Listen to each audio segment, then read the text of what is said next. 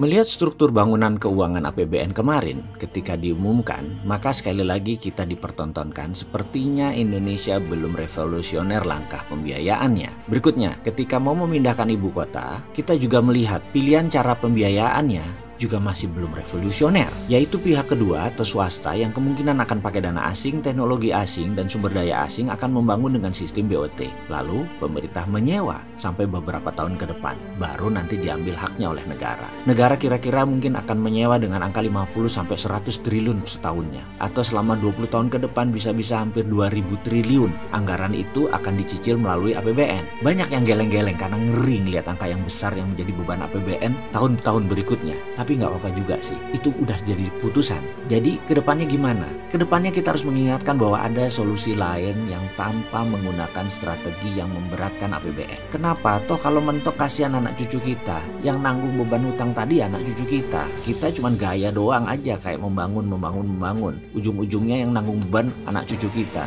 Tapi tenang, kita tetap bantu. Kita bantunya bagaimana? Walaupun sudah berkali-kali diungkapkan dengan berbagai cara, tetap aja solusi kita bukan menjadi solusi pilihan. Tapi nggak apa, namanya juga cinta tanah air. Tetap kita memberikan solusi. Kita lihat sejarah sebentar. Di tahun 1964, mata dunia terbelalak sewaktu Tokyo menyelenggarakan Olimpiade. Bisa dikatakan semua sarana modern terbaik di zaman yang ada di Tokyo, ada di Jepang untuk Olimpiade tersebut. Apa yang membuat banyak negara dan banyak orang terkejut? Karena Jepang itu rata tanah, kalah Perang Dunia Kedua. Tapi kurang dari 20 tahun mendadak menjadi kekuatan terbesar Asia. Sekali lagi, apa yang Jepang lakukan? Mengapa kurang dari 20 tahun Jepang bisa menjadi negara nomor 1 lagi di Asia? Padahal rata tanah tahun 45. Kita intermezzo sebentar. Di video sebelum ini kita menceritakan bahwa di tahun 1918, Jerman juga rata tanah. Kalah Perang Dunia Pertama. Tapi tahun 1936, Jerman menjadi negara superpower. Kita sudah tahu informasi tersebut. Tapi tetap kan nggak berani menjalankan pakai cara Jerman. Bener kan? Wahai para pejabat negara, sekarang kita tiru cara Cina.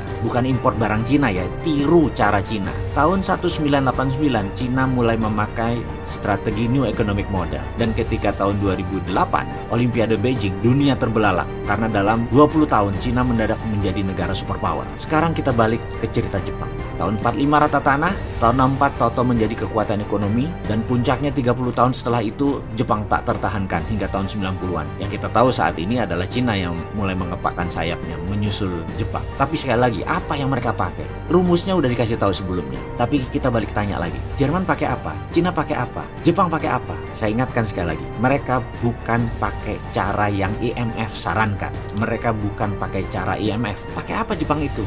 Mereka pakai infrastruktur dinamis yang namanya Shinkansen. Seperti halnya Amerika membangun industri infrastruktur dinamis yang namanya mobil.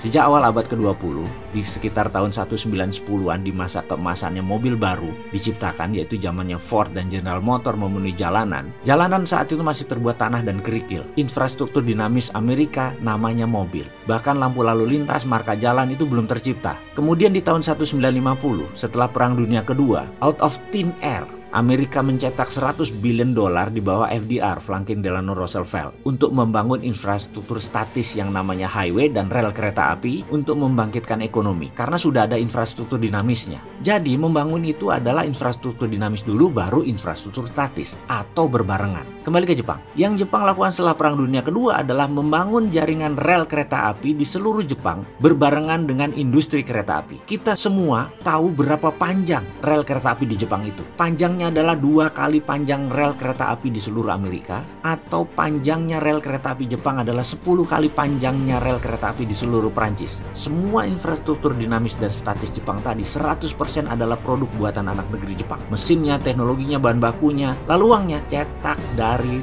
thin air.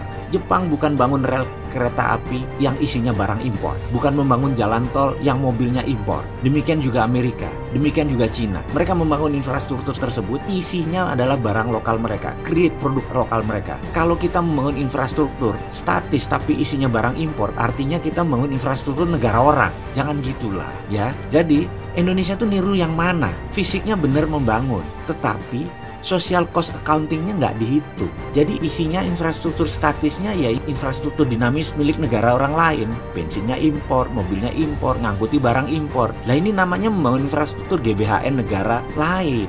Ya nggak gitulah. Kita kembali ke laptop. Ke depan, untuk Indonesia, ada baiknya gunakan apa yang Jepang pakai, Cina pakai, Jerman pakai, Amerika pakai. Print money based on infrastruktur dinamis. Dan proyek tersebut harus 12 lapis.